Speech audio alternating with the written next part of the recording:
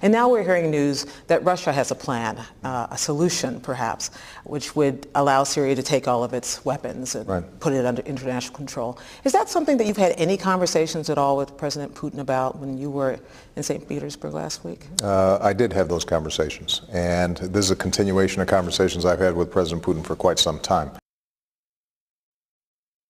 You have it. Welcome back to the Steve Malzberg Show. That was President Obama yesterday, interviewed on PBS by Gwen Ifill, and he was claiming credit. He said that he had talked about this with Vladimir Putin, this idea that Syria would hand over its chemical weapons for quite some time. Today, John Kerry said that he, quote, "I had some conversations about this with my counterpart from Russia last week."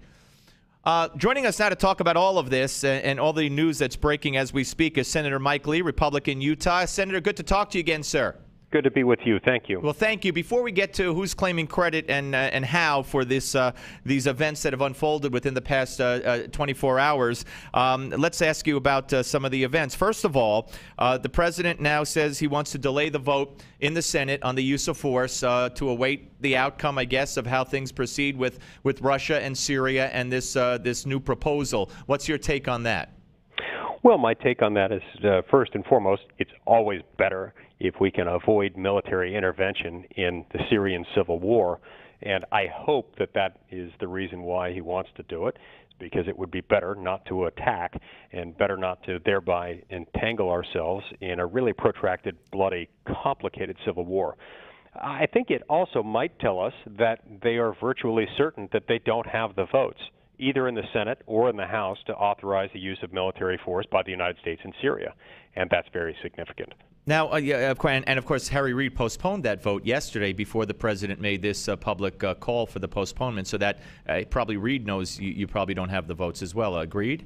Yes. Yeah, I don't think they would have postponed it, but for their fairly certain knowledge that they didn't have the votes to pass it, and they didn't want to take the president through the embarrassment of having requested that authorization and then not being able to get it. All right, Senator, what do you make of this this accidental? I mean, if Kerry wants credit, he certainly he didn't bring up this proposal. He didn't stand there and say Syria could avoid the strike by handing over their chemical weapons, opening them up, transferring them to the international community. In fact, he was asked a question. He made that statement and said, but it's impossible. It can't happen. And now all of a sudden, oh, I've talked about that with my Russian counterpart weeks ago, and Obama talked about it with Putin. Does that pass the smell test? Well, I don't know. You know, I wasn't there in his conversations a few weeks ago. I have no way of proving or disproving when he might have first had those discussions with his counterparts in other countries.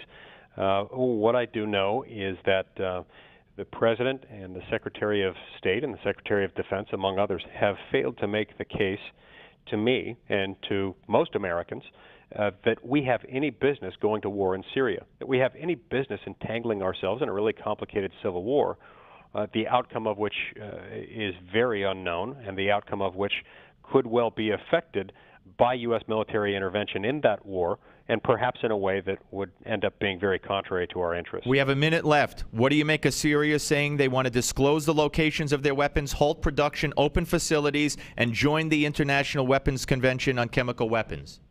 Well, the fact that they've said that is perhaps an indication that they don't want an attack. I suspect that the White House might well say, see, you know, this is the product of our threat. Regardless of why they're doing this, if they end up doing it, I think that's a great thing. I would add as a word of caution, though, that it would be a really difficult thing to ensure and to verify that all of their chemical weapons had in fact been accounted for and were on a path toward destruction. But that said, if it helps us avoid this war, that'd be fantastic, and I'd love to see it. I want to see a proposal. Do you agree with Kerry? I'm sorry. Do you agree with Kerry when he said at the end of his statement yesterday, but it's almost impossible or impossible to get done? Well, I agree with Secretary Kerry that this would be a very difficult task. That is not to say that it would be impossible, but it would be very difficult, and that's why we need to see more details before we can get too excited about it. Senator, thank you for your time, sir. Thank you. Take care. That's Senator Mike Lee, Republican, Utah, who had a very strict time frame, and I think we got a lot in. And, yeah, I mean, this is, look, what bothers me here, and you know I'm against the bombing. We don't have any business bombing Syria, in my view. I'd love to know what you think. We have about better part of 10 minutes left if you want to weigh in and take some, give us your thoughts. Love to hear from you.